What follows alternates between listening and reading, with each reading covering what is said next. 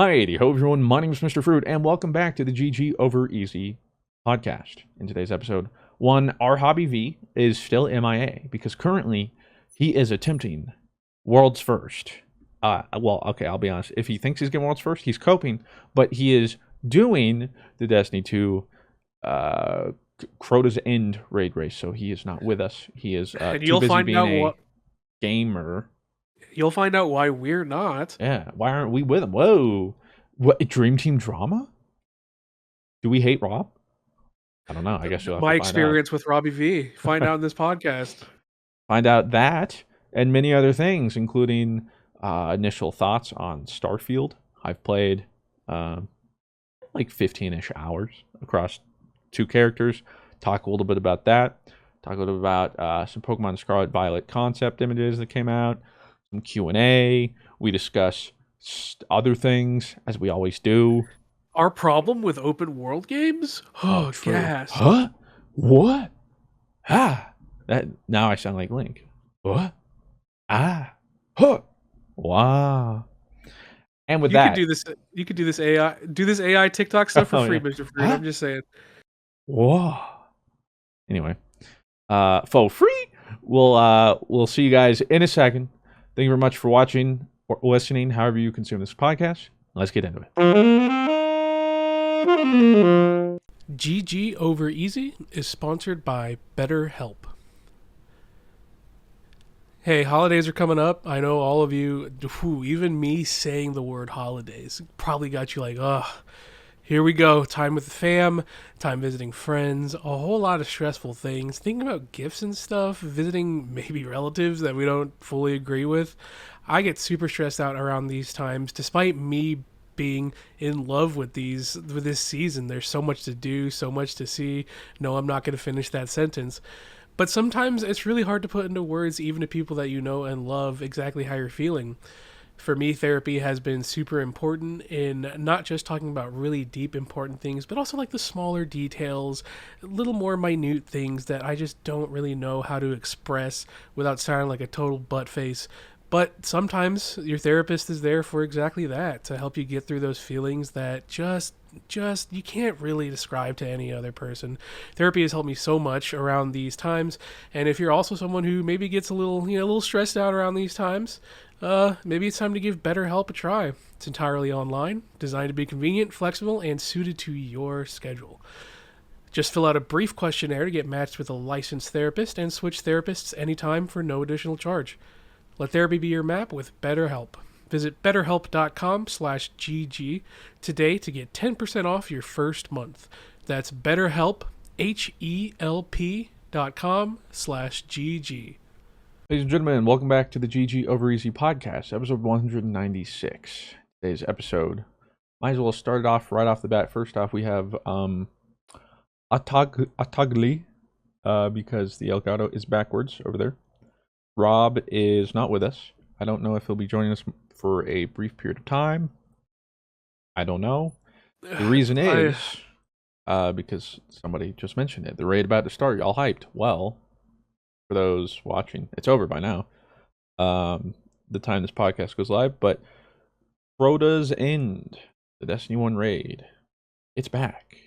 The raid race starts in, so the time we're recording this, 37 minutes. And if I'm not mistaken, Blue, this might be both of our first non-contest, like day one raids, and for me, since probably Vault the Glass, because I never did Vault, but I think I did every other one. I've skipped quite a few of them. Oh, wait. I was going to say Scourge or whatever. That one. I didn't do Scourge. Well, that was before contest.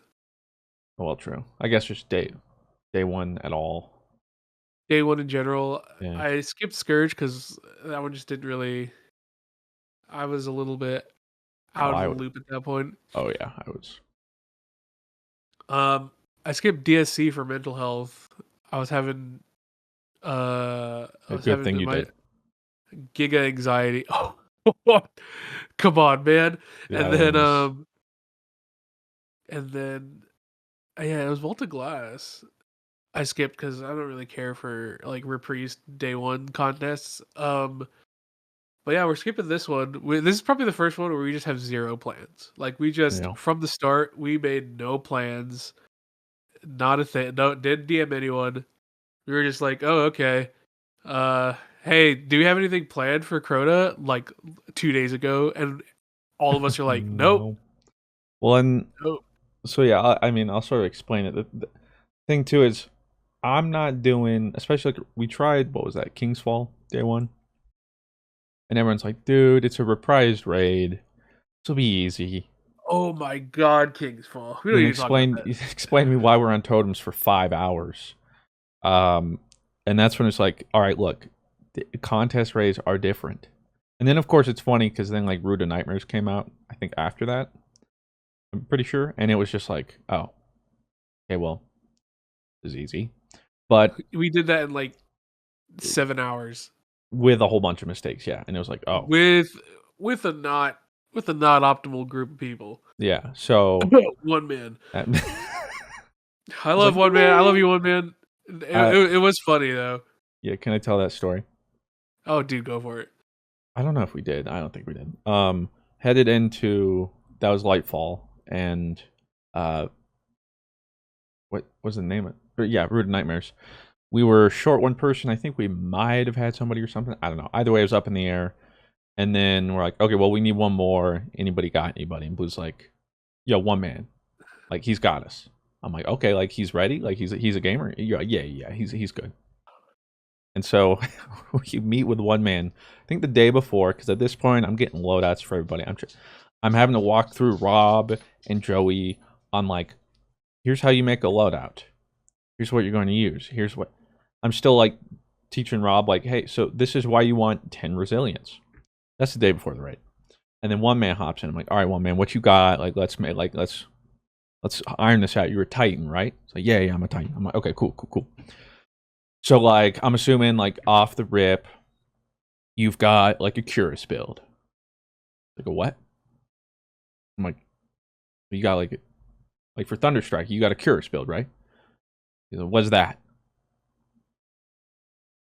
Like, sorry, so you're a Titan main in the year of our Lord and Christ Lightfall, and you don't know the only seemingly redeeming super we have for DPS? Like, yeah, I don't have that. Okay. All right. So then I started getting an inkling. Well, I mean, how much have you played? This man hasn't played in like years. He has practically every exotic he showed me was like pre-armor rework, where it's all like the old stats, none of the mods or whatever. Doesn't have much of the new stuff, and I'm like, I think I texted Rob and Blue. I'm like, we're boned. I was like, one man doesn't have anything, and so we went into that, and he had his gaming skills, but it certainly was tough trying to work around his, because it was like I remember like asking about like certain rockets, some exotic DPS choices. Not really. And the thing is, it's okay if somebody doesn't have it, because like Rob, for instance, is missing some stuff. So we'd be like, okay, cool, Rob's div guy. We always need a div guy. We can't have two div guys because suddenly we're missing on a DPS. So I had to work our way through that. And yeah, it was that day before in that call with one man where I started like questioning all the decisions I've made up until this point. Listen, man. It was we did it though. We did. Thank did God. Everyone was upset Root of Nightmares was easy. I'm like, thank God. Like I would not have we would I not was have like, made that. Papa bless, baby. Yeah. Ain't no way. Listen, I knew one man was a gamer, and he was like, before the raid, he was like, oh, dude, I've been playing so much, like, I'm catching up. And I was like, okay, like, when one man's serious about playing a game, like, he goes pretty hard. Yeah, I'm trying to make builds. He's like, I didn't realize it was like this serious. I think my dude. Because I think that's what some of our friends have, or like veteran players, like one man, still have the idea of day one raiding back in the day. Plug and play, baby. Yeah, like literally, Pick a oh, I haven't subclass, played? hop in. Yeah, whatever. Pick a Oh, cool. subclass, have a good weapon, let's go. Like, oh, sweet. That was easy. Yeah, that's not how it is anymore. You gotta come, it's not just to pure mechanics. I mean, you gotta be locked in on the mechanics. But then, like for instance, when we were playing Val, it became obvious like we have to min max to certain degrees or like have certain strats, which is why when you said like DSC, you took a break, and I'm like, thank God you did. That was the first raid where we realized, okay, this ain't normal day one raid anymore. And it was so upsetting because we got to Atrax or whatever his name is, the final boss. And like unless you had Anarchy double slugs, not many people were making it. None of us had any of that, and so our DPS phases were atrocious. We wouldn't make any progress, and it was at that point where it's like, man, this sucks. So with all that in mind, and then the frustration, like King's Fall. Look, here's the thing. Usually, I can be a for fun guy, right? And let's play with buds. Let's have fun. Let's try and do this. With the way the raids have changed, my patience does have a limit on day one raids, as much as I hate it. But when we're 5 hours into totems, and I haven't made a mistake for 5 hours, and it's the same like 2 people wiping every single time, my mental starts to go boom. Because like, I've been locked in this whole time. Now I'm starting to lose it. Nobody's having a good time. Things, tension. I know tensions are rising. And so I'll just tell you right now, I can't do that. And so we need like a more serious raid team, but then it's sort of like a self-fulfilling prophecy because like Blue said, we also don't really plan. So it's more or less like, oh, there's like 2 weeks to the raid. Didn't we get anybody? Turns out all the good people, surprise, surprise, already have their teams figured out. I did tweet this morning. We'll be looking for some people for Final Shape because I would like to lock that one down way earlier. Because obviously, last raid of the Destiny we know. I know it's technically not the end of the game. But like, final bang, I want to go out, at the very least, do it with my boys we started with, of course, Rob and Blue. And then I want some gamers. I want some gamers where it's like, boom, they're vets, they do this, they know what they're doing. Day one clears, bada bing, bada boom. And so I want to start now to try and find those right people because most of those gamers have teams. So, if your team has suddenly fallen apart, or for whatever reason, I don't know, you pity us and want to help us, and you're a gamer, I don't know how we're going to sift through that, but at some point, we'll be looking for it, because that's just the thing is, I love day one rating, but like, day one rating for me is, I only have so much grace, and I hate it, because typically, I'm a little more patient. I'm like, yeah, well, it's fine. But yeah, I'm a different person day one. And I only have so much patience to give some people. And after the 100th mess up, it's like, listen, man, I love you. I do. But I'm going to lose it. So, like, we got to change something. So I just don't want to run into that. And yeah, I was originally just like, well, first off, like Blue mentioned, contest mode as a whole already doesn't interest me too much because one, it's a reprise raid that you have to beat on contest. But then in order to like get the challenge completion, you have to go back through contest doing all the challenges. So it's like 2 clears when at best, our team is usually struggling to get the first clear. Whereas like a lot of other teams, it's like 3 hours. Oh, sweet. All right, we're going in the next round of challenges. It's like, we haven't even gotten a War Priest. So yeah, initially I wasn't even that crazy about it. 2, Starfield comes out today. Or it came out like last night, I guess, for it. But like, I was already like, okay, seems like nobody's really even talking about the raid. And then yeah, I was surprised. Rob was gung ho. Granted, he only let us know like a week before. It'd have been a couple weeks. Maybe I would have tried, but yeah, no raid for me. No raid for Blue. It's a bummer I'm missing out on, especially because for whatever reason, this is the first time they're giving all contest clears the exotic, which tells me one of 2 things. Either one, it's really hard, They made this stupid hard. And now they're like, oh, good luck. If you clear, you get the exotic. Which immediately is like, okay, well, if that's the case, thank God I didn't do it. Or the exotic is pretty butts. And they're just like, ugh, give it to them. I don't know, maybe. Or like that, they're like, well, Starfield's coming out. We need to get some more people playing. Those are my guesses. I guess we'll see. Because Joe had talked about Joe Blackburn, game director, since the showcase, and I think like afterwards talking about the reception to Root of Nightmares contest difficulty. I'm wanting to change that. So I don't know if it's going to be drastically different.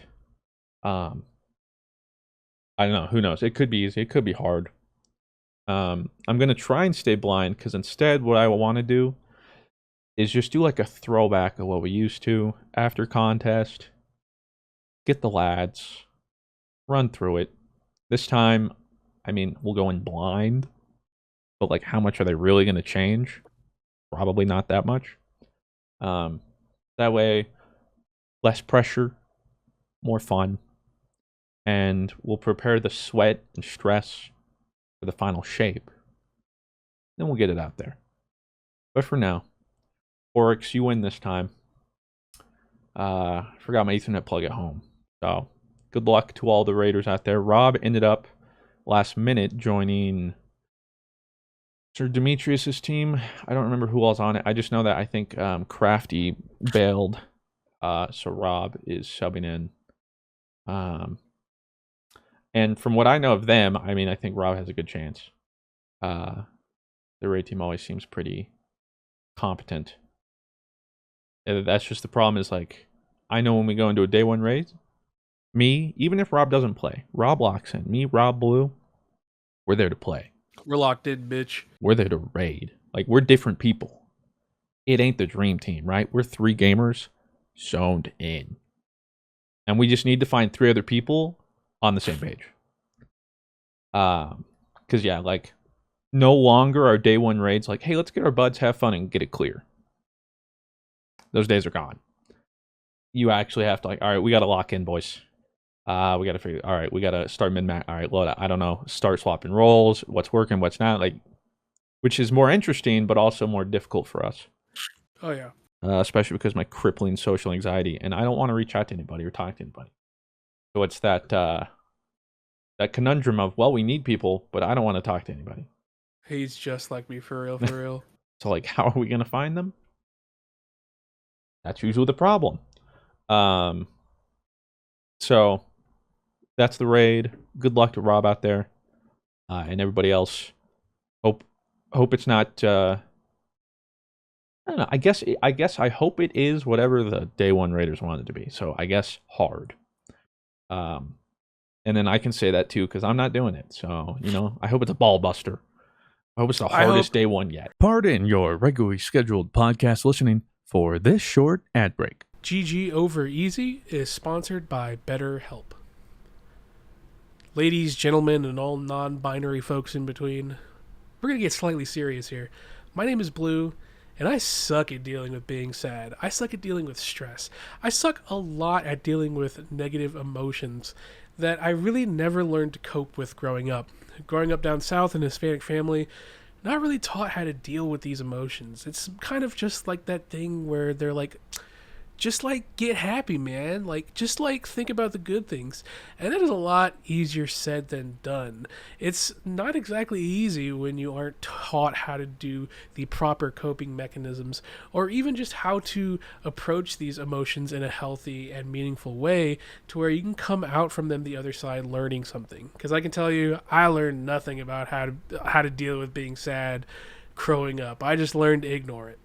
Therapy has been super, super helpful for me in this regard, and I've learned a lot, not just about myself, but about how my emotions affect other people and how I can think about that, how I can think about the words I say affect people, and I think it's really important, especially now that I'm in a relationship. I want to think not just about myself and my sadness and my, depresso boy state, but how I can also be there for other people in a healthy, meaningful way. If you're thinking of starting therapy, give BetterHelp a try. Just fill out a brief questionnaire to get matched with a licensed therapist and switch therapists anytime for no additional charge. Let therapy be your map with BetterHelp. Visit betterhelp.com/GG today to get 10% off your first month. That's BetterHelp, HELP.com/GG.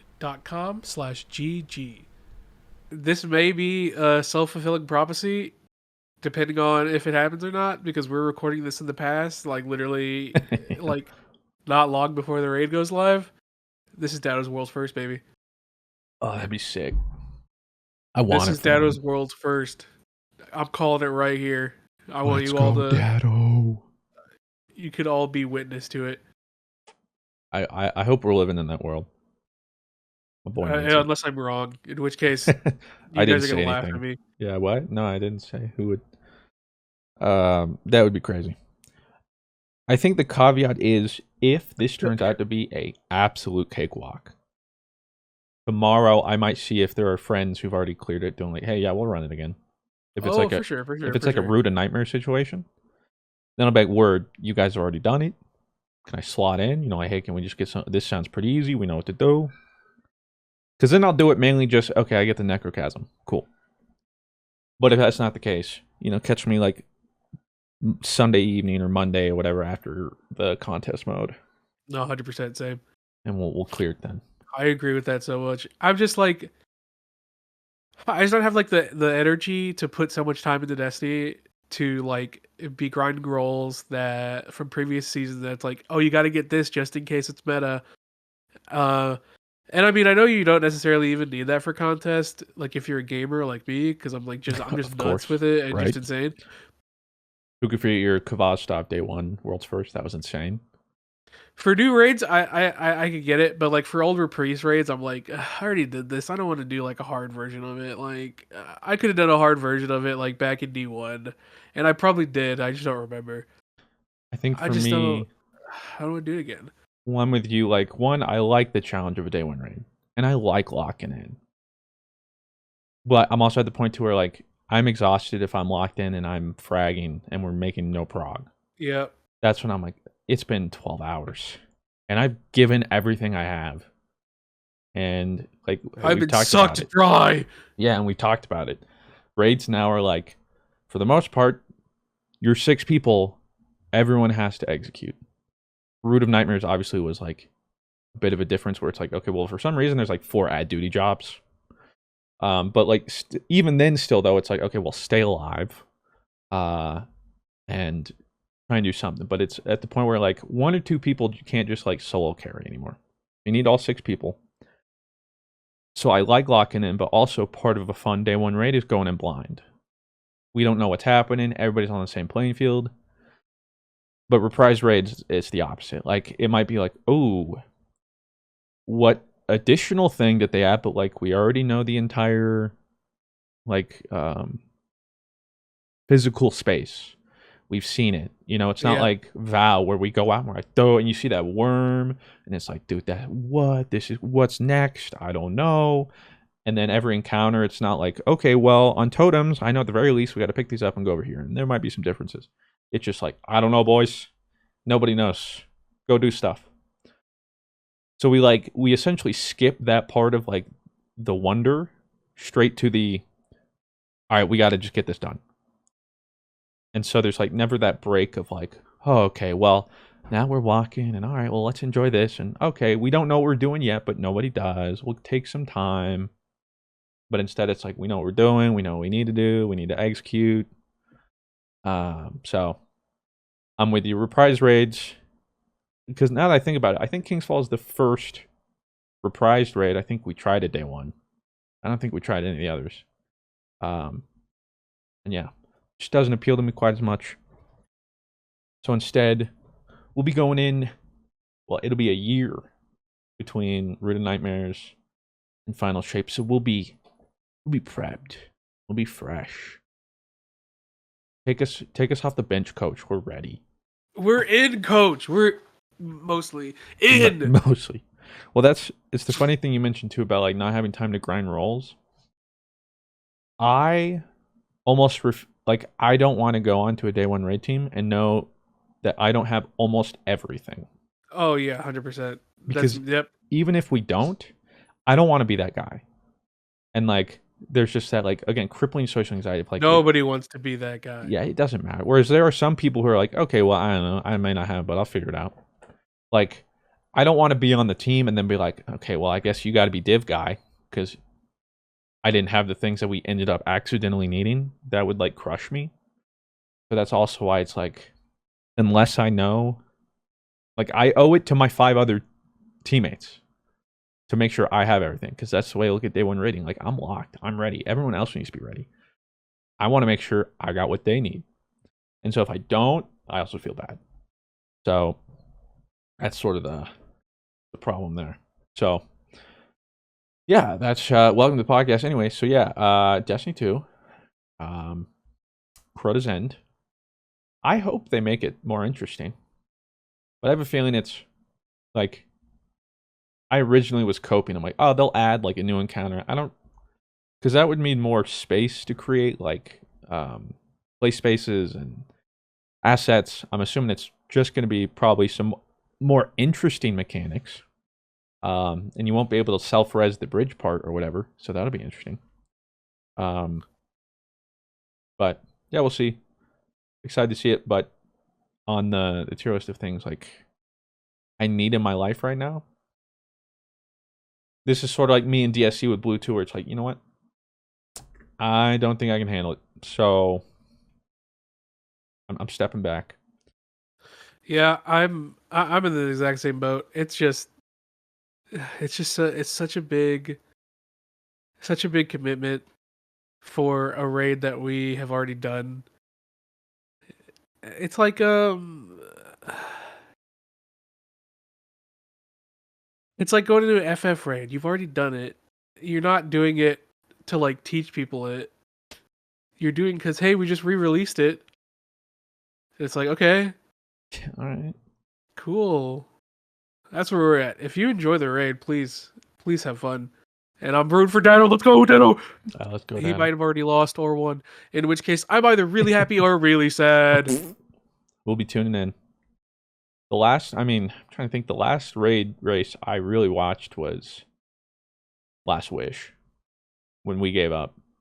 And then I remember like watching Dad or whatever do it, where we stopped. I'm like, oh, thank God. I was like, because I think we failed at the big ogre dude, I think. I don't remember what that was. Oh, no. I think we 'Cause cleared I think it was the vault or whatever. It was right around the big ogre dude. You guys had to leave. Or something, yeah, and then it was like, we could do it when we come back, but it was sort of like, and then I think we all watched Dado do it, and then we're like, oh. Yeah, no, we're not doing this raid. We'll do it tomorrow. I think we'll finish it tomorrow. Thank God we did. Yeah, because of course that also, famously ended up being the hardest. So yeah, it'll be fun to watch. So fun to watch along. Speaking of video games, that's the only subway I got. Segue. Did you see? I think Game Freak did some sort of like presentation. I don't know if it was a Gamescom behind some sort of thing about their process on like making or developing some games, and maybe like Scarlet and Violet in general. Did you see the concept images they showed? No, I did not. Man. So they showed like, because some people saw it and were like, dude, the game looks nothing like this. What happened? It was a concept image. But essentially when they first started making Scarlet and Violet, they made up a concept image of what they like, okay, this is sort of what we see. And so it was like the character in the open world. And man, that looks exactly what I would have liked it to be. Oh man. Obviously, yeah, that's it was how all concept art usually goes. Yeah, obviously it was all like pre-rendered stuff. There's like a Snorlax sleeping that's like clearly CGI or whatever. But like that was like clearly, that was sort of the idea. But like, do like a comparison picture. Like not even remotely close. And again, like they did it to themselves too. How many they had like a year or two to develop that thing? Like how did they not? I don't know. We've talked this to death. Like, why don't they hire separate teams or more people, or like have different? Because for me, I look at it too of like the way Activision does Call of Duty, where they had like 3 different teams staggered, so that each team has 4 years to make the game. I can't wait. Because again, You're asking a lot of questions that I know the that have a answer lot of to. answers they should be solving themselves when you have as much money as Game Freak does. So it is what it is. It is what it Just is. coming to the realization that Pokemon games exist to sell merch. Damn, they be And making some banger TCG cards though. So hey, they've got that rolling for them. although, when I was doing the card opening, I gotta say, I just don't like the EXs as much. It, Really? Okay, so I remember you were talking about this, how you were so excited for the EXs to come back. So what changed? Like, what specifically about this generation of EXs just doesn't hit for you? I think we've just been spoiled. Like, because like it's just the art. Like you pull the EX and it's not an immediate like whoa. You're like, oh, that looks a little different. Because we're used to like the V's where they're like breaking up the whole card and doing cool things. But whereas this one it's like cloth, mainly in the box, and this claw is coming out, and then it's just like a really basic 3D render where it's just like that doesn't get me as excited as much. But then the alternate arts, okay, well the alternate arts, of course, sick. But yeah, I don't know. It's like the EXs just don't feel as much of like a whoa. Like I don't get that same dopamine hit. Um. So yeah, I mean that's really gameplay wise and stuff. I mean, power creep to the moon. We'll keep going. Um. And the terror types are interesting. But yeah, I don't know. It's just like they spoiled me. They showed me what we can have and how like they can use a whole card, and then And then you got excited for the EXs. You're like, this is gonna be wicked. and then it's just But it was too late. He had already been shown the truth. I because was it's a like little, go ahead. I was a little like, a little bamboozled because you were really excited for the X's, and I was like, it's just a dude popping out of a frame. I mean, it's cool, but like, we've gotten some pretty nutty artwork of like not even special rarity cards. For me, it's like looking back now too. It's like what were EXs, and then you look back like oh yeah, I guess EXs weren't that exciting. Yeah. But Okay. Yep. So all right, like at I the get that. time and when I was playing, like we only had EXs. The nostalgia factor. I get it. Yeah, and like so it's like oh I remember these being sick, man, cool. Um, like I think they just went a little too literal with like reprising the EXs. Um, because yeah, I look back and it's like yeah they were kind of basic, but again it's because like they set a new high. They gave us expectations and showed us what we could have with the V's and stuff, and then nah. Or like like the tag teams and stuff. Just all these cards that take up all the real estate, and it's so cool. And now not so much. Which is why You though got a still taste. alternate cards, all arts doesn't even matter. Like if it's basic Pokemon, those are the coolest. Those are like my favorite pulls. It'd be like a alternate art Bidoof, and I'm popping off just because it's so interesting. Like it's so cool, out of the box. I even got Rev of Room, or whatever. The car motor dude. I got his alternate art EX, and I was popping off. I didn't really like that Pokemon, but the alternate art is so cool. Doesn't even matter. So yeah. Anyway, though, it's the same thing with like the Scarlet Violet concept image. It hurt even more because I'm seeing it from Game Freak showing me what we want it to look like. So clearly, they also sort of know. And then somehow during development, they got whatever they have now, and we're like, yeah, that's close enough. We're like, yeah, all right, we'll take it. And it's like, What why? have you But done? why? Yeah. You could have been so strong. I mean, I still love Scarlet and Violet. I still think they are not they're troubled games, but like from the purely gameplay perspective, like they're incredible. Just minus the whole everything is on fire and doesn't run very well. But like besides that, the core of the game is so sick.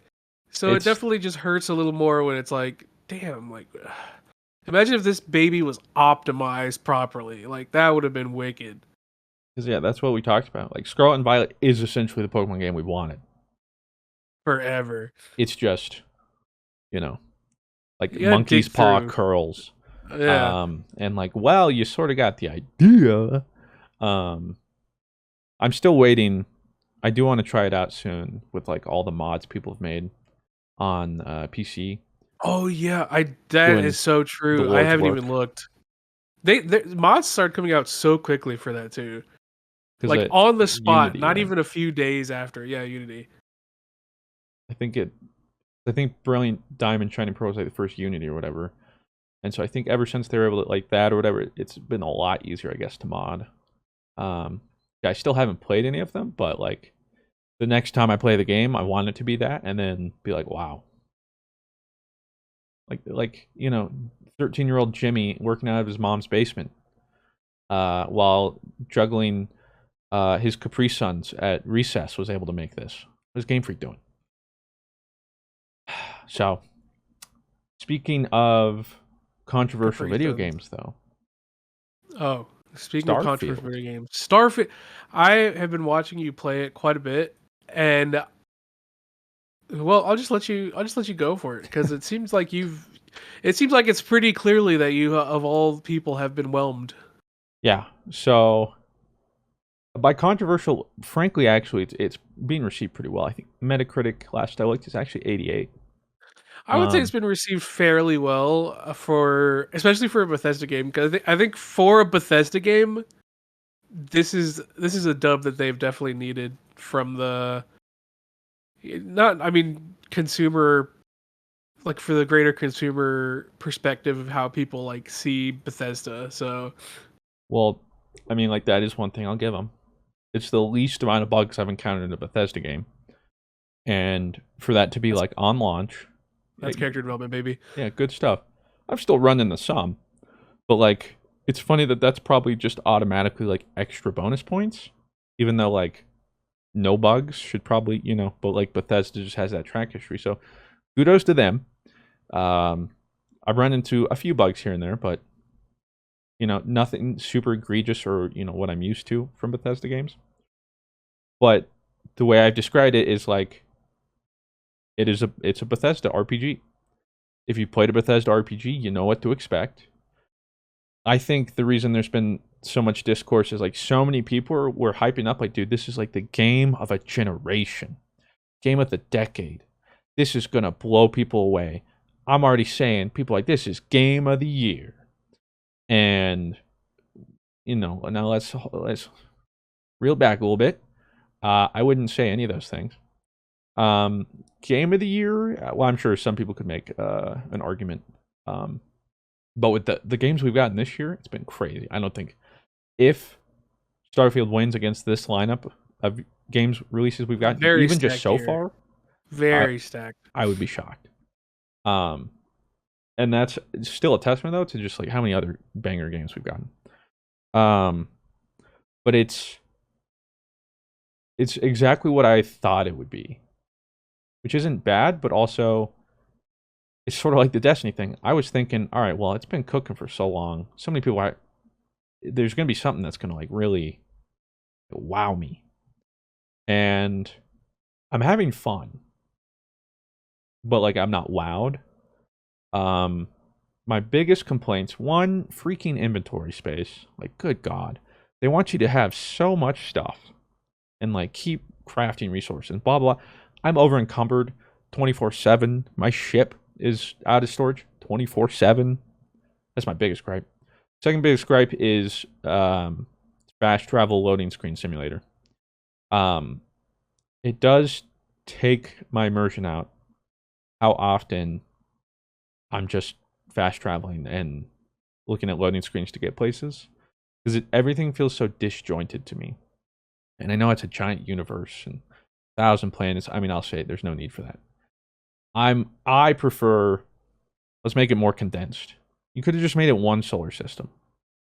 But then, like the 7 planets and the 10 moons or whatever are more handcrafted, and everything we have in the game are instead put into those. I think I would enjoy it a little bit more. But it feels very much like No Man's Sky in that like most planets, there's like one thing to do or like one POI. You hop down, you do that. All right, I'm off that planet forever because there's no real need to run or go across the whole planet. Because the procedural stuff like that is like resident for me. I went into there was like some cave to discover. I ran 1,000 meters on this frozen tundra planet. I'm like, I've never been to a cave. Let's see what this is. Go through this whole cave system. I'm just walking, and at the end of this route, there's a pile of rocks that has like 3 cobalt. That was the cave. The whole POI procedurally generated. I'm like, well, I ain't doing another cave. Like, what was that? But then you see the POIs that are handcrafted, and those are fun. I'm sitting there, you explore it the whole time. You can tell more thought and love went into these. Go through the whole thing, maybe I try and play it stealthy or whatever. I have fun with that. Like yesterday, I got distracted with this POI called One of a Kind Salvage. And I just saw the name and I'm like, well, I got one of a kind, I gotta do it. And it turned out to be this whole handcrafted, pretty big POI. I spent like an hour and a half there, and it was fun, and the things to do. Which, if anyone's confused, POI is point of interest. Yeah, sorry, point of interest, which is like what are the it's the same thing where it's like you've probably done any open world game or anything like that. If you played those, where it's like, okay, well, here's a town, place of interest. Here's a raider camp, place of interest. Anywhere that there's something specific that's not just the open world, but like usually something placed there. So those are fun. The cities are cool. But overall, like the weirdest thing is I spend so little time in my spaceship. Like space feels like a glorified loading screen because you hop into space in your ship. Sometimes there are things there or not. It's usually just empty space. You can't just fly into planets. It's all loading into planets. Like if you leave a planet, it's a loading screen. Then you're in orbit in space. You want to go new planet, loading screen. Okay, now you've landed or whatever. So it's not seamless, which I think they'd like described, but like man, it does kind of hurt some of the space like fantasy immersion. But then also when you're in space, there's just like so little to do. I want to do more things in my spaceship, but like I have no need to walk around in my spaceship, spend time in my spaceship, fly around in my spaceship. I had right before I logged off, got into this like my first real dogfight in space, and it was part of like the main story mission. And what was funny is like this part of the mission, you're supposed to like power down your system so you're harder to detect because you can't take on these people. So that was kind of fun. You're like, oh, I hope they don't find me. And then I do the mission. They're like, all right, you gotta jump to this space system. So I'm like, okay, you gotta turn on your warp drive. Well, I do, and as soon as I do, these raiders immediately detect my ship. I'm now soft locked because it decides to save my game right after I completed the objective, and now I have to jump. So I die, I respawn right when they've detected me. Spoilers, you can't fast travel or anything in combat. You're not supposed to beat these ships, so I'm just stuck. So I'm getting like pooped on. Just keep your shot, pooped on. Keep on getting shot, pooped on. I'm like, what the fudge is this? So then I dial in. I'm like, all right, let's find a way. Don't get cocky, kid, but I got some nice shots. So I started. Like, I gotta get out of here, dude. I will find a way. It was sick. Immediately, all my grav drive has all my energy. I respawn, power down my grav drive, put it all into my engine, try and escape real quick behind an asteroid, so that their missile locks on, and then it's like 15 minutes of me going around asteroids, dodging their things, skirting around an asteroid, shutting down my engine so that I can put all my power into weapons, trying to shoot a little bit, go back in engine off my weapons, go back around asteroid, avoid things. Like 15 minutes later, I killed all 3 of the ships. That felt so cool.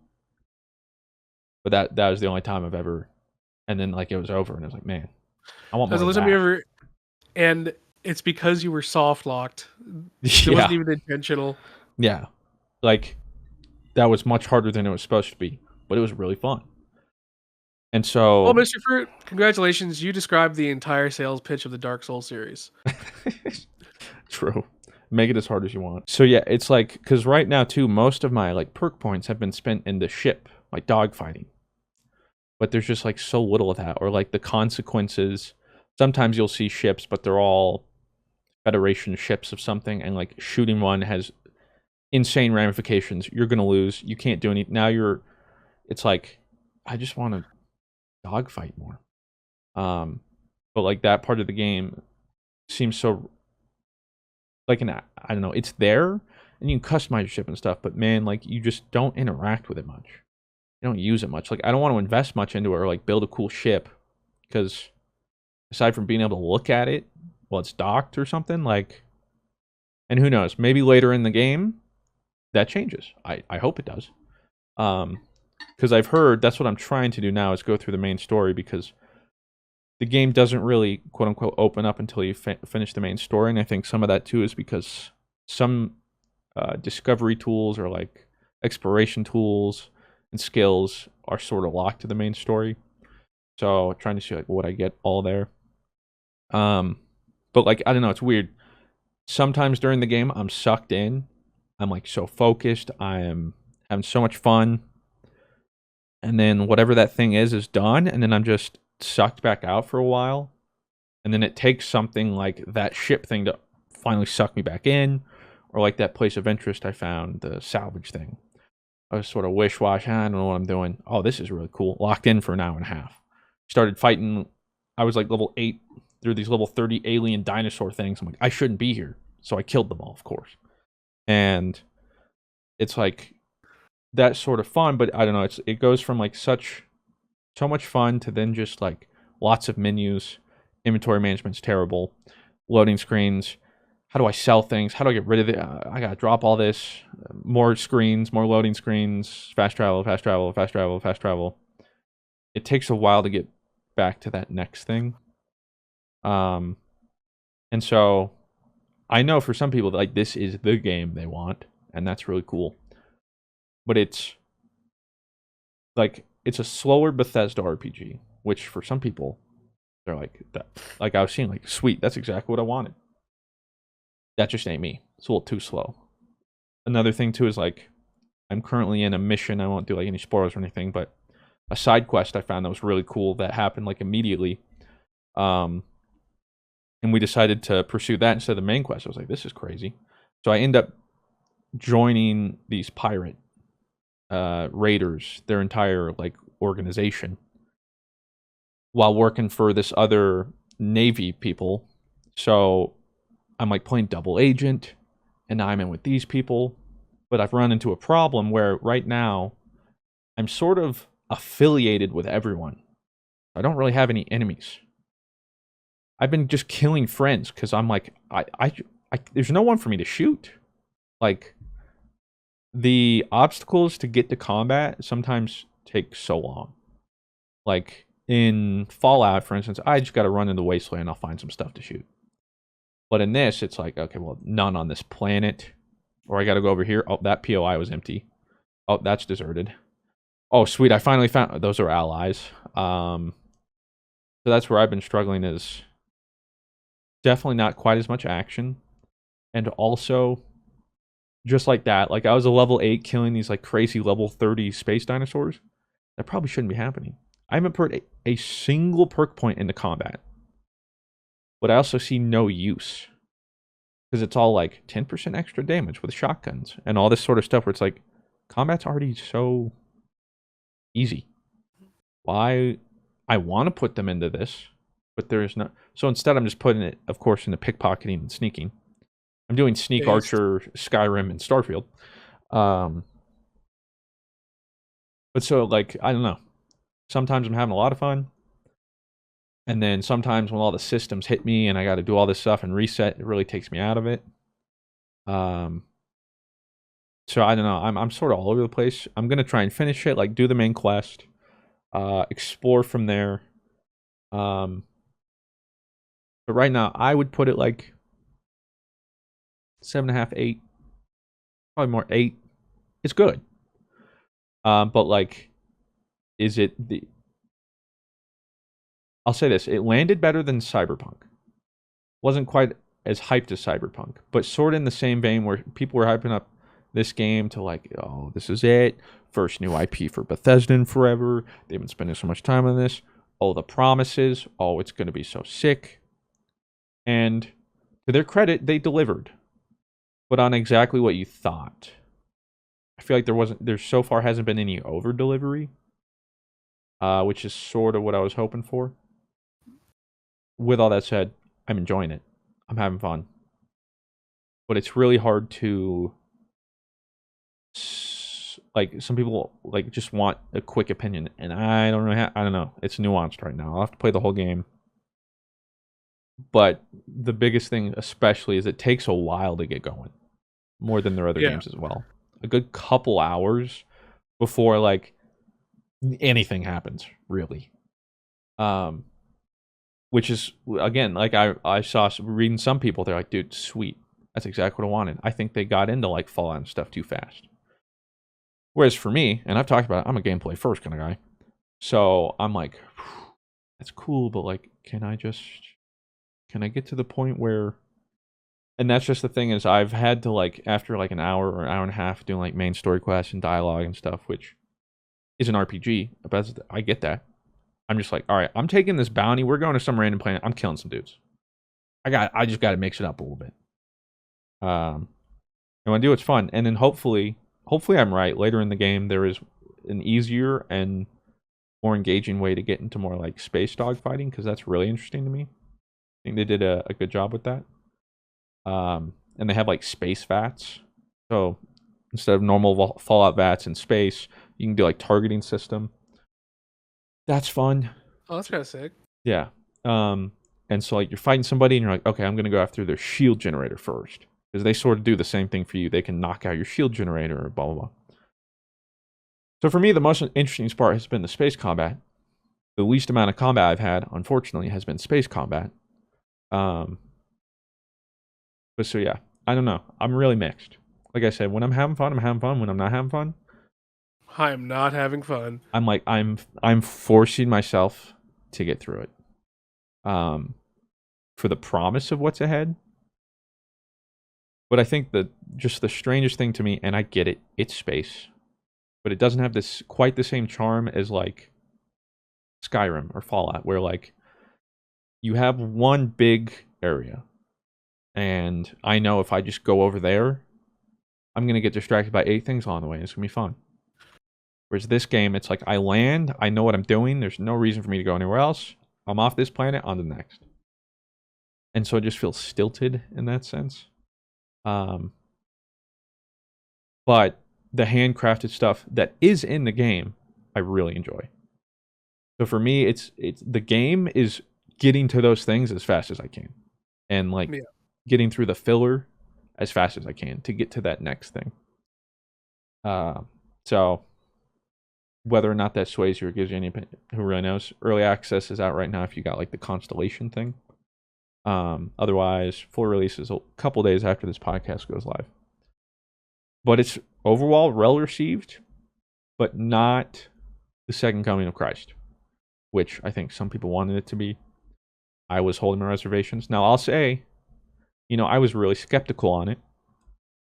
I didn't think they would even fully deliver, and they did. So I was wrong about that. It's a full Bethesda RPG. But yeah, so far, nothing, like they're not revolutionizing the game. So you can see more reviews though. Everybody has their stuff out here. And then again, I'll try and report back when I've experienced almost most of the game. Because I'm wondering too, like people are saying you got to get through most of the main story. So like maybe some of my issues get resolved or like are less of an issue the farther I get. I don't know. I can only speak to what I've played. Yeah. But overall though, another big game.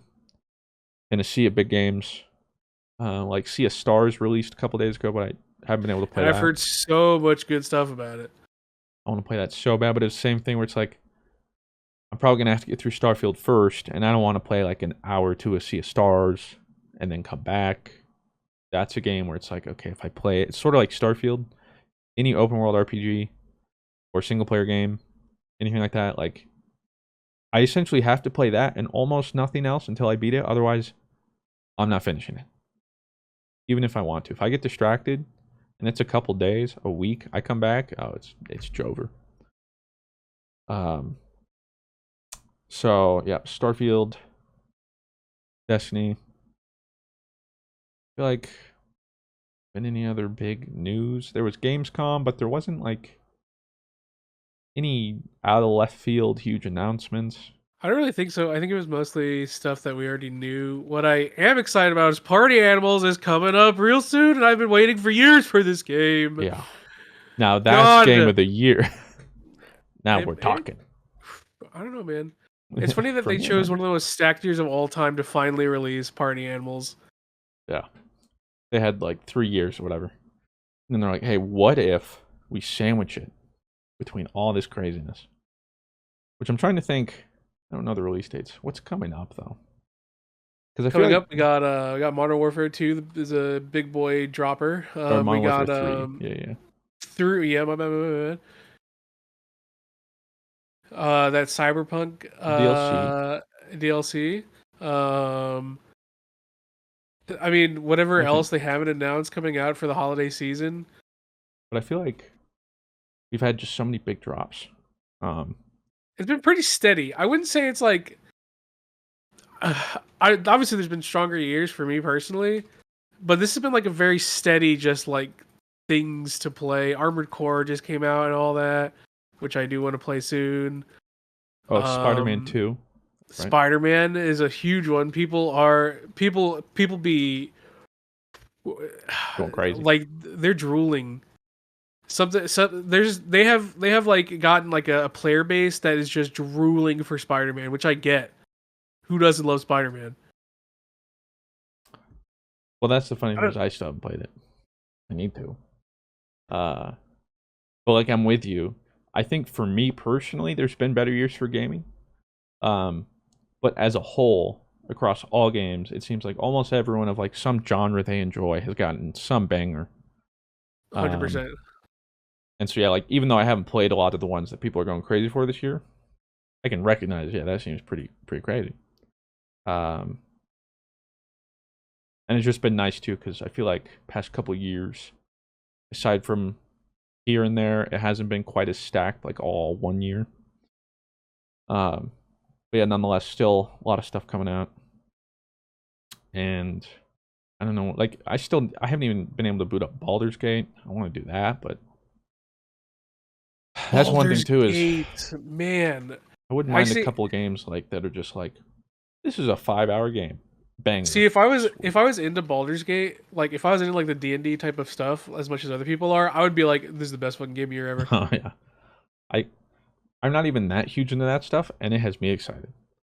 Um, I was just talking to Kevin earlier today, and I think he's almost done with his second playthrough. He's already rolled like 7 characters. Hey, that's insane. He's like, this is incredible, and I've heard that from all my friends playing it. Um, like if you play that and it's even remotely interesting, people have just like nothing but good stuff to say about it, which is really cool. To the point where hopefully eventually I get to it. Um, but that's the problem for me too. Is same like I've sort of noticed it. Oh, is Assassin's Creed Mirage coming out this year? That might be another one. I don't know. I think it might. Assassin's Creed Mirage. Yeah, Rob, can we get a check on that? Rob, can we get that? Before? Yep. Assassin's Creed Mirage, October 5th, 2023. Another one. Thanks, Rob. Yeah, appreciate that, buddy. Uh, is what I've sort of noticed is like I have open world RPG fatigue, where Oh, me too. So hard. some people say they don't like it at all. I really like them, like Horizon. I really like Horizon. I played Forbidden West. Had so much fun, but I don't think I can handle another open world RPG for another like I think that's also why this Starfield's a little bit tougher, and I also view it a little bit differently. But it's like I need a good like year and a half in between. It doesn't even matter the game. If I open it up and I see a big giant map with a whole bunch of stuff to do, and maybe it's not even that linear, I'm like, this could be great, but you got to catch me in like a little bit longer. I just I can't handle it. I think also for me, um, there's something that just works with games where like it's very open ended. Like with Tears of the Kingdom, incredible game, one of the best games I've ever played. Elden Ring, that game has a lot of problems for me, but it's in the same vein of like, here's an open world. There's like it is open ended. Like you might come across some NPCs that give you a cool quest. You might not. Your story is your own. That I really like about those games. Whereas like it's on paper, like immediately off the bat, if they're just like, yeah, here's a quest marker, here's a quest marker, here's a quest marker, here's a quest marker, here's a quest marker. All right, your screen is fucking lit up like a goddamn Christmas tree.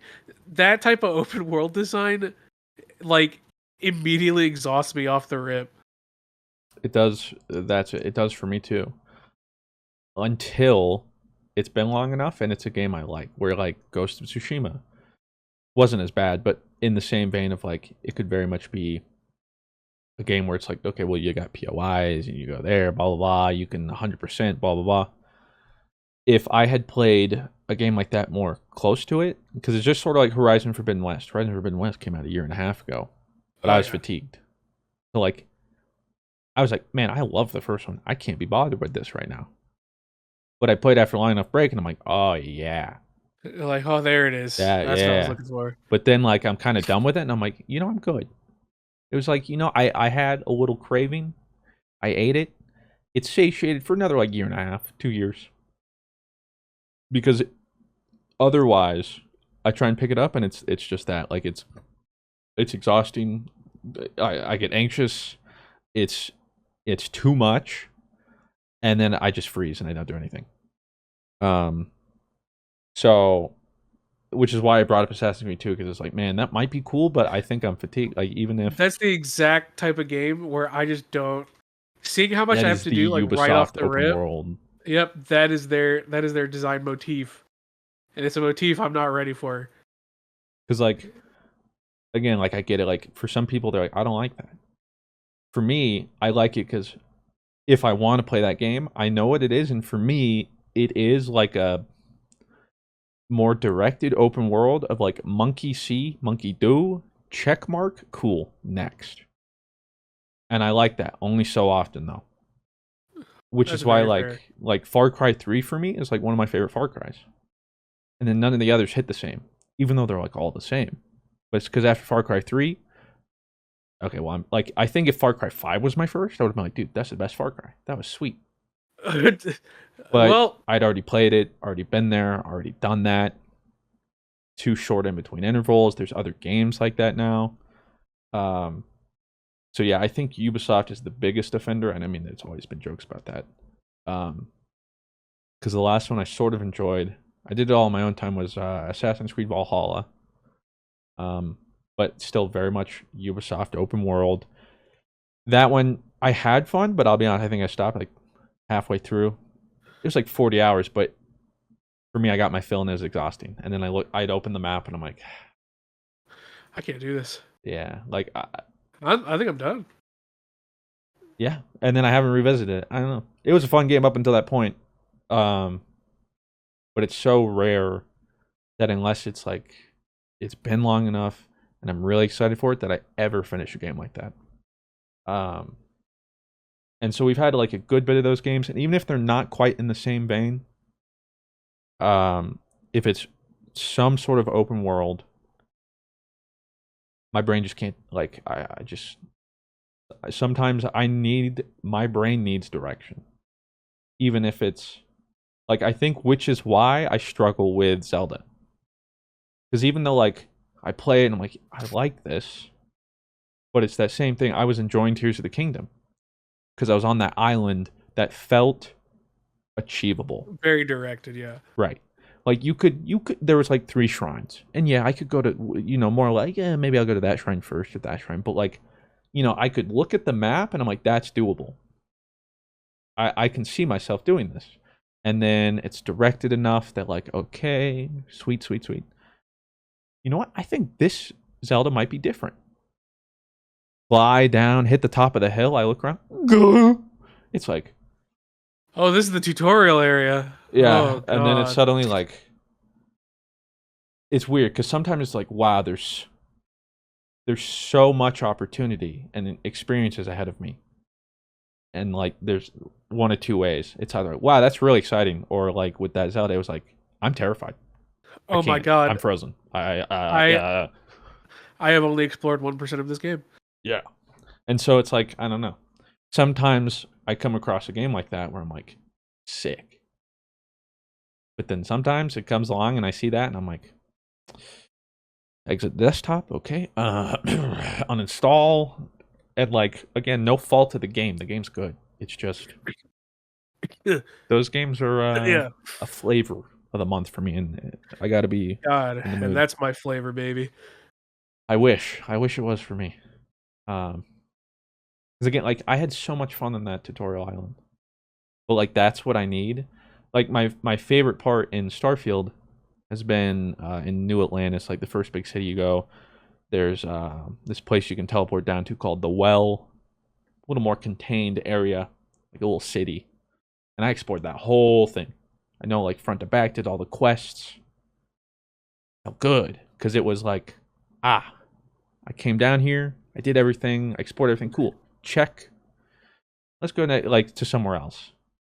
And that's just how I like it. Like, I know the Outer Worlds when it came out, people complained the zones were too tiny, but like that was perfect for me. Each like planet was handcrafted zone that you can't just explore, but like big enough that it's the zone, things to do, explore, everything's handcrafted. Um, there's you don't have to do everything, you can do everything, but it's also for me not overwhelming because there's like a fine balance for me of like that paralyzing feeling of like, wow, there's so much to do. Wow, there's so much There's to too much do. to do. Yeah. And so for me, I'm like in that weird medium, which is why like for Starfield, you know what I'm saying? Like I wouldn't have mind if they condensed it. Um because that's just the way I enjoy it a little bit more. Um so either way though, lots of games. Looking forward to Party Animals. I think that's what like the 22nd or something. The beta's happening right now. Well, I applied for the keys. I didn't see, so we'll see. Um, Oh well, I have bonuses, so I got you, bud. yeah, we'll have to get the boys to do that. Can't believe it's like been like over 3 years since we did that. I still don't believe that game is real. I was saying it a while ago for a different game of that the day before game, that Daisy inspired BR or whatever, Oh open yeah, yeah, world MMO. like And up that's what there. Party Animals is. I don't believe it's real. Until I I am still don't believe it's coming out. on that main menu. Well, that's what was Starfield too. I got the early thing to boot. I'm like, wow, okay. It's real. It's here. Credit where credit's due. It You was know. Starfield. That's what it was. That's the game. I was like, oh, this it's got to Oh, be a yeah, fake game. yeah. Like they say it It's releasing in marketing. 2 weeks. I still don't believe It's it. marketing. Yeah, Purely marketing. Some random studio is just fucking made having up. a go at the internet. Get to some Q&A because I know we missed it last week. The Dream Team and Extended Dream Team have been chosen to represent Earth in a video game style tournament of power. You need to win 3 games to save Earth from destruction. You cannot pick the same game twice, and if you lose the set, you die. As the challengers, you get to choose what game to play and which member of your team gets to play it. Ooh. What game are you picking and who are you choosing to play? Interesting. So I'm assuming like it would be us. Yeah. Although they said the extended dream team. So I guess but it just 3 people essentially, 3 games. I think I'd have to talk with Dado, but I'd probably go Dado Civ. He seems to love Civ. Ooh, that would be a good one. And 4X games, these aliens probably only dabbled. They're done for, dude. Right? I think that's one.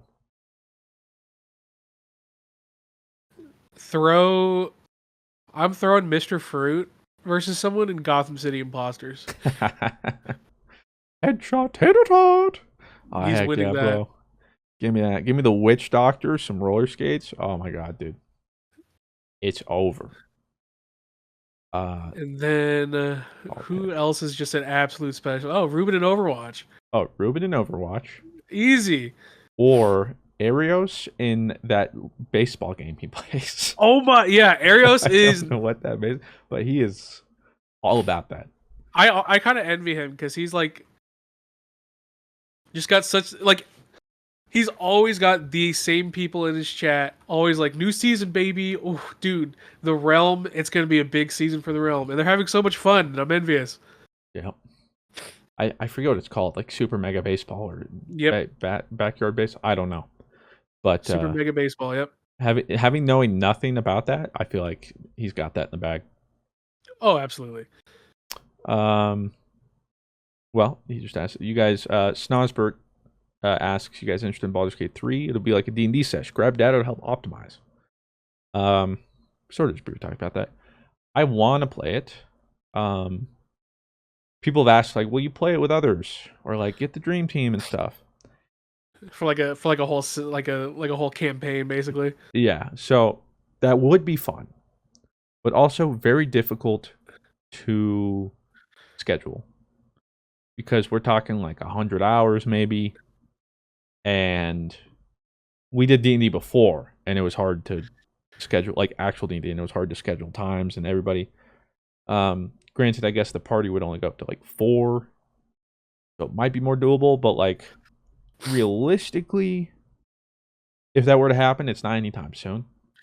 See, that's like the type of game like you don't make content for. That's the type of game like you make content for if it's like a passion project. Yeah, that would be more like, do you guys just want to see us playing this? Because we're just like, it's not like we're making it a cool thing. It would literally be, you guys can watch us play this. Yeah, exactly. But this isn't becoming like a. This is like we're not like this isn't like ooh this is the content. Yeah. This is more like It would it be, would be like if we're having fun with it. Yeah. it wouldn't be like Rust. It wouldn't be like a Rust series. It could be a Baldur Gate series, in just that you are watching us or specific people play Baldur's Gate, but not necessarily thinking like, hey, this is gonna make great content, or like we're making this for a series. It would be we're just playing the game. Yep. So yeah, will that ever happen? I don't know. Either way, I want to play the game at some point. Looks too much fun. Recently, children's YouTubers have been investing and looking. This comes from space. Looking at investing to replace themselves and content with AI versions of themselves. What do you guys think about it? And would you guys ever do it?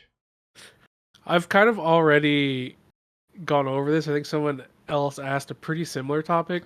Oh, I think that might have been when I wasn't here. I think I vaguely remember hearing this, but It was basically about how like I think it was with Marvel and how like their AI was doing stuff. because I know if you've heard of him, Kwebbelkop, he's doing this right now. He used to be massive back in like the GTA boom.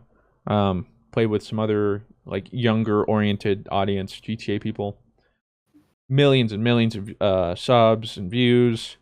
Sort of fell off and sort of made content at a weird pace. But then recently came back with Kwebbelkop AI, where it's still his channel, still making content, but now he's made like a VTuber that looks like him, and it's all powered by AI. I don't know how it works. He's apparently been working on it for a while, but I know like that's sort of where all this discussion started, because like he talks about it. I remember hearing like a podcast with him where a lot of the content, especially Minecraft content, is very formulaic, and he's like, there's also so much to pull from at this point that, you know, I'm confident that this is the future. I mean, if the future is his content, it ain't the future. But it is scary to think how fast, like, who knows what that would look like in 10 years. It's probably gonna be scary, frankly. But will it ever be the future? I'm not sure, because I think there will always be a craving for human interaction or connection. Yeah. That no matter the AI, you'll never get the same feeling. That's not to say I wouldn't be surprised if like there's some Mr. Beast in 10 years that like equivalent, that's some AI that's popped off. I'm not going to say it won't happen, Um, but right now, for sure, no. And I don't think like that's just like that is the future. I think it will be a niche. I think it will definitely become a thing like VTuber, but literally a VTuber like AI. But I don't know about completely taking over. I think it'll just be like a genre of creators. I don't know when though. I think you weren't here when I said it, but it was basically the same. For me, it's uncanny where like you always want your legacy to be like when you're living and making content, like you want to have something that like outlasts you, right? I feel like this is like I feel like this is like the get rich quick scheme of that. And it also just takes the humanity out of that legacy that you made. It's just like it's just so scary and creepy to me that like years from now, I can guarantee you in the future, we're gonna have dead celebrities that just never die because they're like they've got their whole body scanned. They gave it to a company, and the company was like, "People love dead Chris Pratt. He never went out of style. All right, let's get this AI Chris Pratt in this movie." And then it's like starring Chris Pratt, and everyone's like, "Oh my fucking god, I love Chris Pratt." And I'm just like, "Bro, didn't he, bro, like." You know what wouldn't I don't know why I'm thinking this wouldn't surprise me. Along those same lines, they'll eventually do stuff like that where it's like Chris Pratt, but we're re-releasing Godfather, but we've recast everyone with like CGI people.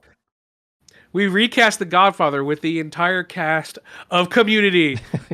But like I could totally see them doing that where like they take an entire film and now they just deep fake it or whatever, and now it's just CGI'd but looks the same, but now it's like that. But now it's Chris Pratt. Um, Depressing to think about, but it certainly wouldn't surprise me that that's an inevitability. Um, a lot of legal stuff, so I think they'd have to like obviously start with probably their own IPs. Um, but yeah, like thinking about that, it wouldn't surprise me if they did stuff like that.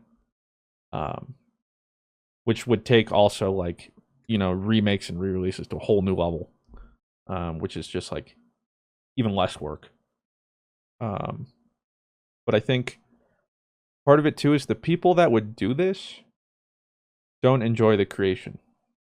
Yep. Like, does an artist get the same satisfaction of making Midjourney make their art as an artist would from physically painting their art? No, because if both those people enjoy it, they're enjoying different things. And like for me, I would not draw the same satisfaction of just making AI Mr. Fruit stuff. Is that like, yeah, it's me making it. It's my AI, but I don't get that same satisfaction of making that. I think it would be entertaining for me to like run it through a program and then just see what like this AI thinks me would make for content. And it would just be like entertaining for me to be like, oh, that's kind of weird. But I wouldn't make it my content. Because for me, like that's always been my thing about YouTube and why I do it. Like my enjoyment and what my passion is creating. It's from conception to render, upload, having that thing. That's what I enjoy. Whereas like I've especially seen that a growing trend past at the very least year, but more about like all these Twitter threads or X threads now, whatever, talking about like how to get rich off YouTube and I made X amount of money off faceless YouTube channels. It's super easy. Here's how you do it. And all of it boils down to they like making money. They don't like making videos. It's like Yeah, it's an entrepreneur grind. Exactly. Like it's a business for them. They outsource scripting, narration, editing, art assets, like the whole thing to where like they're not making that because they like making videos. They like making money. Or like in this case, maybe somebody likes making AI content, but it doesn't serve the same fulfillment at all. It's like it's not adjacent at all. Me making Mr. Fruit AI content Doesn't even feel like the like adjacent to me making Mr. Fruit content.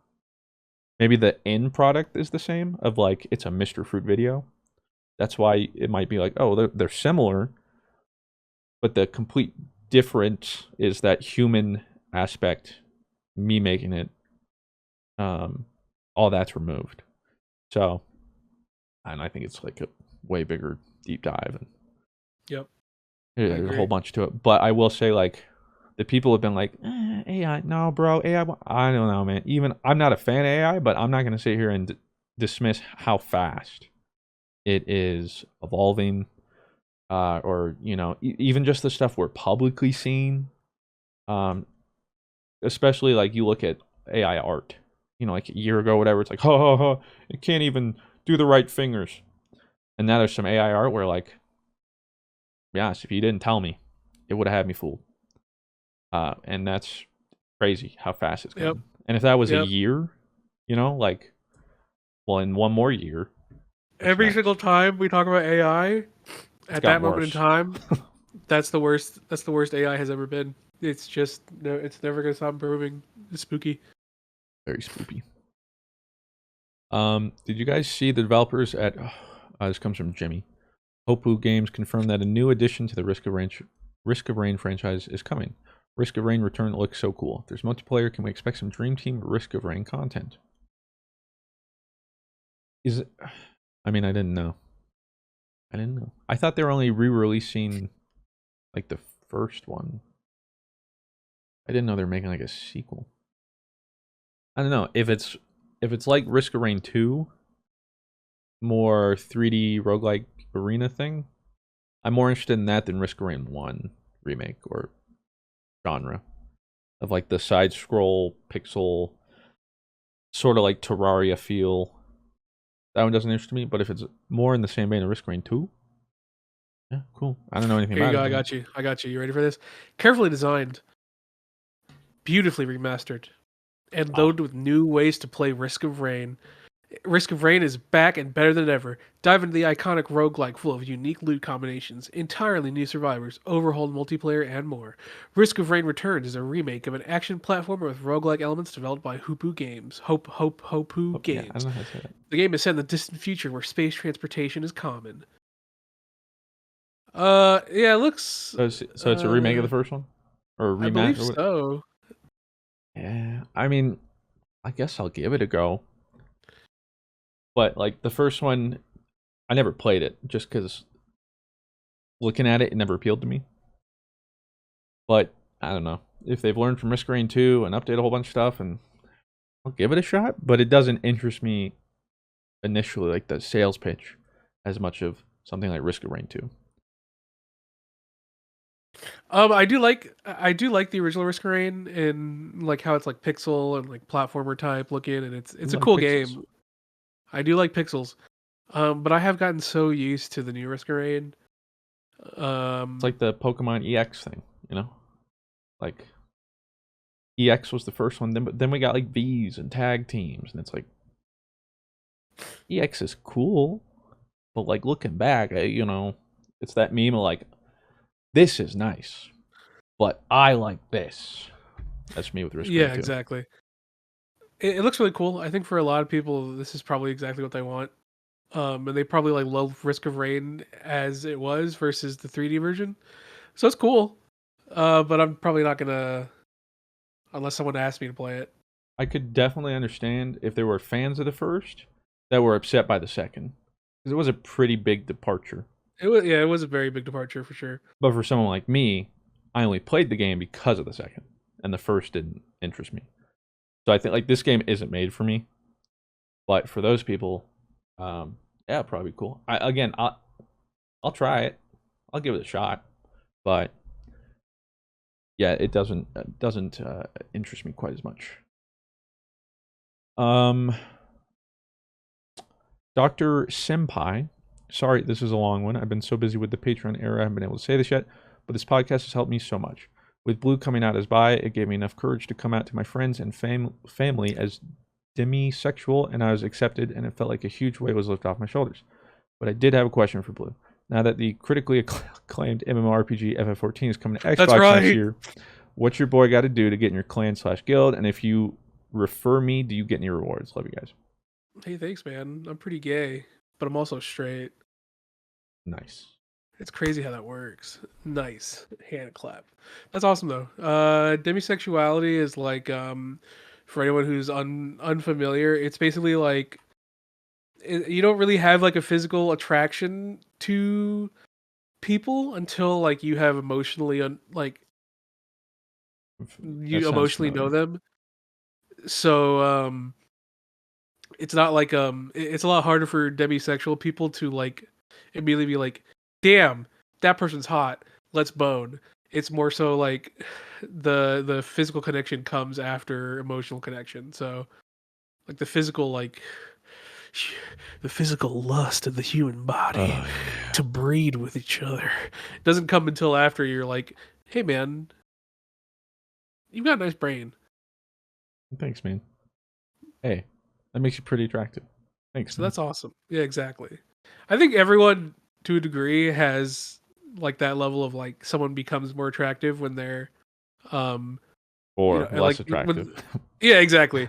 Um but my understanding of demisexuality is it's a lot more strict. It's a lot more like Harder to it's not form gonna those connections. it's not just gonna happen. I'm not just gonna go hook up with someone. Well, thanks for It sharing, doesn't Doctor work that Senpai. way. That's awesome, Dr. Senpai. And also the Xbox announce was really cool, but it's absolutely going to change absolutely nothing. However, if you do need a clan or an FC, I mean, CBT is open. There you go. Those are words. They mean something to you.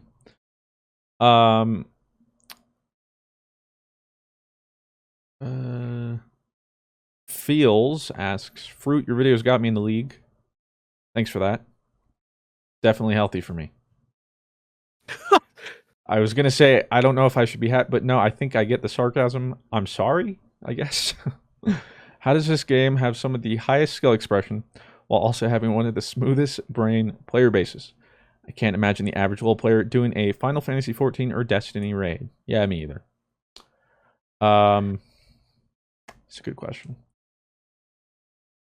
It's why you have some Unga Bunga champs that people gravitate towards. Um, but yeah, it's a weird phenomenon where I think part of it is like so many people play League, find their character they like, and then forget League is a team-based game. That the buck stops with your teammates.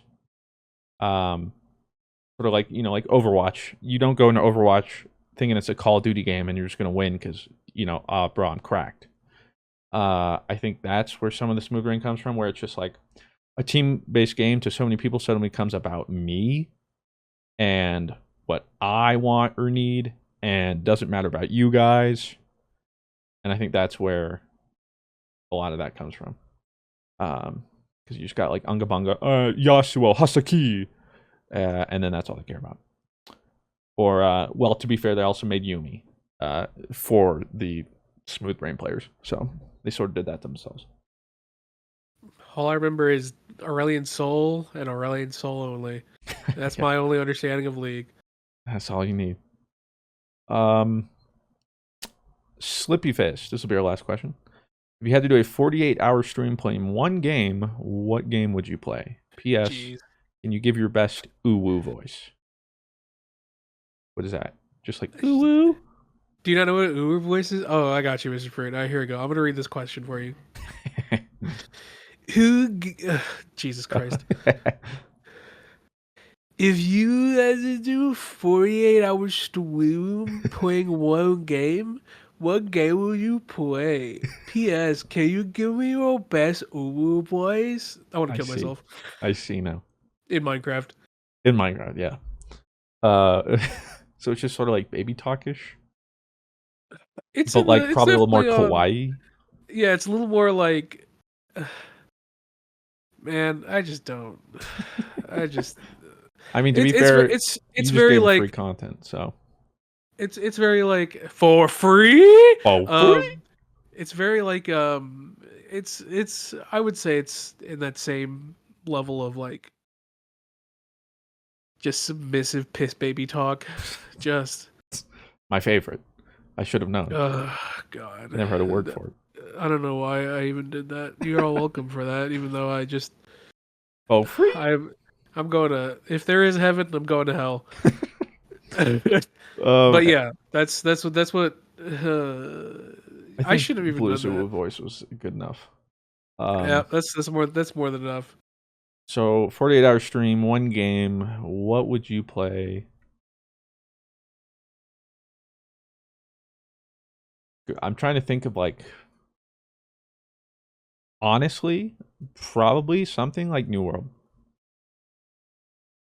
I would just start a new character, and I know I have 48 hours of grinding. Like, for me, it would have to be, my brain just needs to be occupied.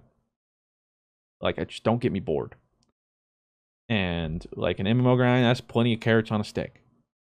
So probably something like that. Or if you asked, college Christian, college Mr. Fruit, he would have said League of Legends, and I probably could have.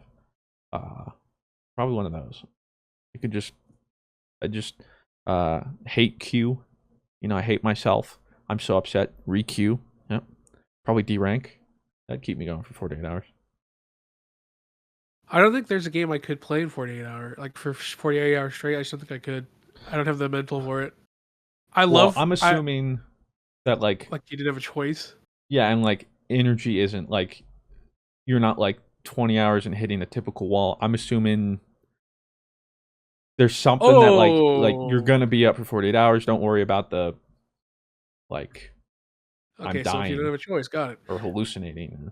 If I literally didn't have a choice, it would probably be 14. That is a super easy game for me to just brain dead.